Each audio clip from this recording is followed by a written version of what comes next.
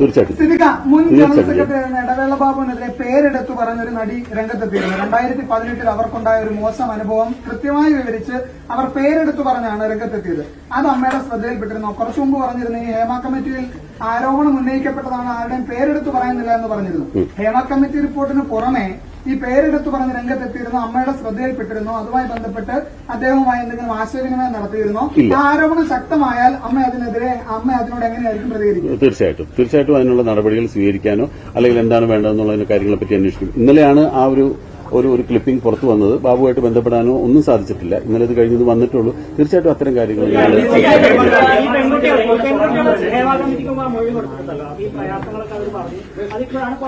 അല്ല, ഞാനൊരു കാര്യം ഒന്ന് ചോദിച്ചോട്ടെ.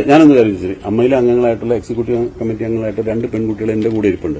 അവരോടും കൂടെ നിങ്ങൾ എന്തെങ്കിലും ഒന്ന് ചോദിക്കില്ല?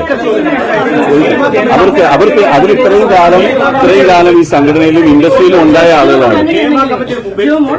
അങ്ങനെയാണെങ്കിൽ ഈ നടിമാരാണ് പരാതിപ്പെട്ടിരിക്കുന്നത്. വളരെ രൂക്ഷമായ പരാതികൾ ഉന്നയിച്ചു. എന്നിട്ട് ഇപ്പോൾ ജനറൽ സെക്രട്ടറി തുടങ്ങിയപ്പോൾ തന്നെ പറഞ്ഞു അത്തരത്തിലൊരു പ്രവണതയൊന്നും അമ്മയ്ക്കുള്ളിൽ ഇല്ല എന്നുള്ളതാണ് ഒരു വിശ്വാസം എന്ന് പറഞ്ഞു. എങ്ങനെയാണ് സിനിമ ഇൻഡസ്ട്രിയെ കാണുന്നത്? ഇത്തരത്തിലുള്ള മോശം പ്രവണതകളൊന്നുമില്ലേ? കാസ്റ്റിംഗ് കൗച്ച് ഉൾപ്പെടെയുള്ള പ്രവണതകളൊന്നും സിനിമ ഇൻഡസ്ട്രിയിൽ ഇല്ലേ മലയാളത്തിൽ? ഞാൻ എത്ര കാലമായി സിനിമയിലുണ്ടെന്നുള്ളത് എല്ലാവർക്കും അറിയാവുന്നതാണ്. ഇന്നേ വരെ എനിക്ക് എന്റെ അനുഭവം വെച്ച് പറഞ്ഞാൽ ഒരാൾ പോലും മോശമായിട്ട് സംസാരിക്കുകയോ നിങ്ങൾ പറയുന്ന പോലെ ഈ കഥകിൽ വന്ന് തട്ടുകയോ അല്ലെങ്കിൽ കൂടെ സഹകരിച്ചാൽ മാത്രമേ സിനിമയിൽ അഭിനയിക്കാൻ ചാൻസ് തരുള്ളൂ എന്നൊന്നും പറഞ്ഞിട്ട് ഇപ്പം ആരോ നേരത്തെ പറയുന്ന കേട്ടു, ഈ ഒരു പ്രമുഖ നടിയെ ഒരുപാട് കാലം സിനിമയിൽ നിന്ന് മാറ്റി നിർത്തിയിട്ടുണ്ട്, ചാൻസുകൾ കൊടുത്തില്ല. ഒരു സമയത്ത് എനിക്കും അവാർഡ് കിട്ടിയിട്ടുള്ളതാണ്. അങ്ങനെയാണെങ്കിൽ ഇപ്പൊ ഞാൻ അഭിനയിക്കുന്നില്ല. അത് ആളുകള് അവർക്ക് ഞാൻ ജോമോളുടെ ചോയ്സ് ആയിരുന്നു. ഇത് അങ്ങനെയല്ലേ? ഇത് പാർവതി വളരെ കത്തി നിൽക്കുന്ന സമയത്ത് പെട്ടെന്ന് അപ്രത്യക്ഷ വളരെ ആക്റ്റീവാണ്. പക്ഷെ അവരിപ്പോ അവരഭിനയിച്ചൊരു അത് നമ്മളൊരു ഡയറക്ടറുടെയോ അല്ലെങ്കിൽ ഒരു റൈറ്ററുടെയോ ക്രിയേറ്റിവിറ്റി നമുക്ക് ഞാൻ അങ്ങനത്തെ കാര്യങ്ങളൊക്കെ ഒരു ഡയറക്ടറുടെയോ അല്ലെങ്കിൽ ഒരു റൈറ്ററുടെയോ ക്രിയേറ്റിവിറ്റിയെ നമുക്ക് ചോദ്യം ചെയ്യാൻ പറ്റില്ല. അതിൽ നമുക്ക് ഇടപെടാൻ പറ്റില്ല. പേരിൽ ആർക്കും അവസരം ലഭിക്കാതിരുന്നിട്ടില്ലെന്നാണ് പറയുന്നത്. ജോമോളുടെ അനുഭവം പറയാൻ പറ്റുള്ളൂ, ജനറലി ഇത് പറയാൻ പറ്റില്ല. ജോമോൾ മറുപടി പറയേണ്ടത് അങ്ങനെയാണ്. ജോമോൾ ഇപ്പോൾ പറഞ്ഞത് എനിക്ക് അനുഭവമില്ലെന്ന്. എനിക്കെന്നുള്ളല്ലോ പറയുന്നത്, അത് ഇൻഡസ്ട്രിയെ പ്രതിനിധിച്ചുകൊണ്ടേ പറയുന്നത്. ഇത്രയും നടിമാർ പരാതിപ്പെട്ടിരിക്കുന്നു. അപ്പൊ അങ്ങനെയാണോ മറുപടി പറയേണ്ടത്? അല്ല, എനിക്ക് എന്റെ അനുഭവം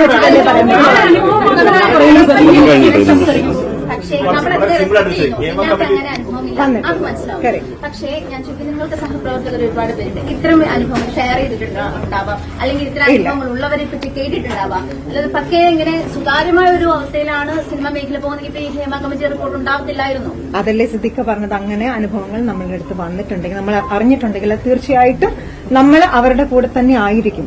എന്തായാലും നമ്മൾ അവരുടെ കൂടെ കേട്ടിട്ടുണ്ട്. പത്രത്തിൽ വന്നതല്ലേ കേട്ടിട്ടുള്ളൂ. അല്ലാതെ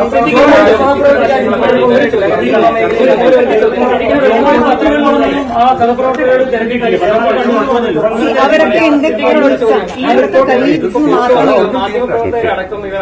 ഫയൽ ചെയ്തിട്ടാണ്.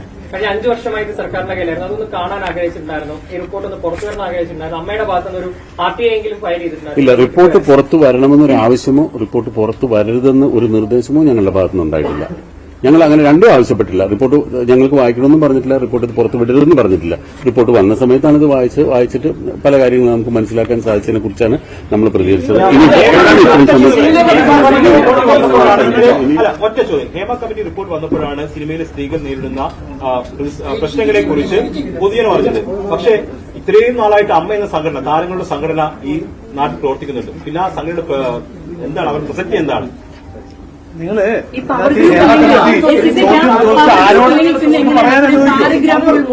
ഹേമ കമ്മിറ്റി ചോദ്യം ചോദിച്ചിരിക്കുന്ന ആരോടാണെന്നുള്ളതിന് പ്രസക്തിയില്ല. ഞങ്ങളുടെ അമ്മയിലുള്ള 506 മെമ്പേഴ്സിനെ എടുത്ത് നോക്കിക്കഴിഞ്ഞാൽ ഇതിനകത്ത് 99% പേരോടും ഞങ്ങൾ ഹേമ കമ്മിറ്റി നിങ്ങളെ ഇന്റർവ്യൂവിന് വിളിച്ചു ചോദിച്ചപ്പം ആരും അറിഞ്ഞു. നിങ്ങൾക്ക് അല്ലെന്ന് പറയണേക്കോ, നിങ്ങൾ ഖണ്ഡിക്കാൻ വേണ്ടി ചോദിച്ചാൽ ഉത്തരം ഉണ്ടാവില്ല. അല്ല, അമ്മ അത് കേൾക്കും, നിങ്ങളത് കേൾക്കും. അല്ലല്ല, അങ്ങനെ സംസാരിക്കരുത്. ഇത് അല്ലല്ല, ഇത് കേൾക്കും. ഇത് ഹേമ കമ്മിറ്റി എന്തിനാ സർക്കാർ വെച്ചിരിക്കുന്നത്? ഹലോ, നിങ്ങളിത് കേൾക്കും. ഹേമ കമ്മിറ്റി എന്തിനാ സർക്കാർ വെച്ചിരിക്കുന്നത്? അല്ല, ഒന്ന് പറഞ്ഞു, സിനിമയിൽ വരുത്തേണ്ട ഒരു നയം കൊണ്ടുവരുന്നതിന് വേണ്ടി സിനിമയെ പഠിക്കാൻ വേണ്ടിയാണ് ഹേമ കമ്മിറ്റി വെച്ചിരിക്കുന്നത്. അതിനകത്ത് മെയിൻ വിഷയമാണ് അവര് വിളിക്കുന്നവരെ ഇന്റർവ്യൂ. അത് മാന്യതയല്ലത്. ആ ചോദ്യം അഭിനേതാക്കളുടെ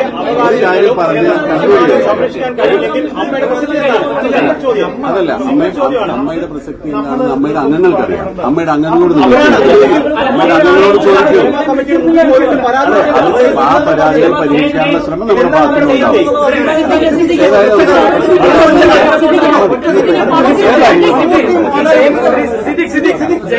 പറഞ്ഞതിനോട് താങ്കൾ അമ്മയുടെ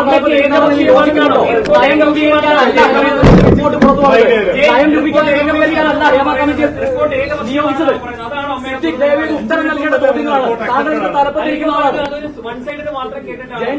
അല്ലല്ല, ആരോടാ ചോദിച്ചതെന്ന് അറിയാവുന്ന അദ്ദേഹത്തോട് ചോദിച്ചത്. ഈ നയം ക്രമീകരിക്കാനാണ് അമ്മയുടെ പ്രസക്തി എന്താണ്? നമുക്കറിയില്ലല്ലോ ആരോടാ അല്ല, ചോദിച്ചത്. അമ്മയുടെ പ്രസക്തി എന്താണ്? പിന്നെ ഏതാ അമ്മയുടെ പ്രസക്തി അല്ല, ഈ നയം രൂപീകരിക്കും. അതായത് ഈ സ്ത്രീകൾ നയം രൂപീകരിക്കാനാണ്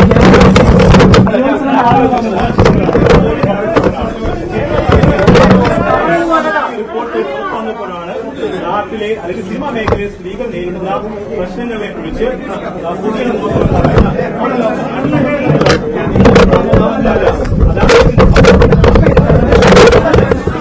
അമ്മയില്ല, ആരും പരാതി പറഞ്ഞിട്ടില്ല.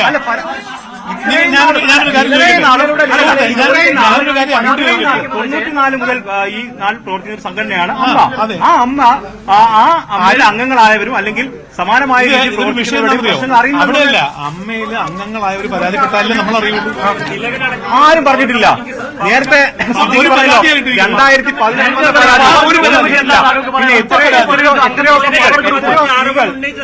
പോലീസിൽ പരാതി കൊടുത്തിട്ടുണ്ട്.